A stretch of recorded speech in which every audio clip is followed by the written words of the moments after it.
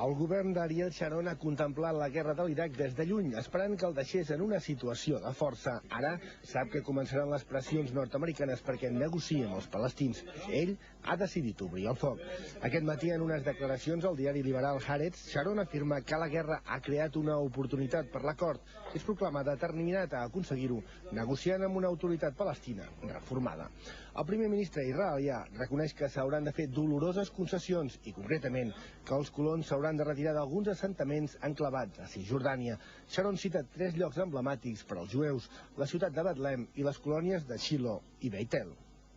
Mentrestant, el cap de gabinet de Sharon, Doug Beiglas, és a Washington per advertir l'administració Bush dels punts que no accepta del pla de pau, l'anomenat full de ruta que s'ha de presentar els pròxims dies.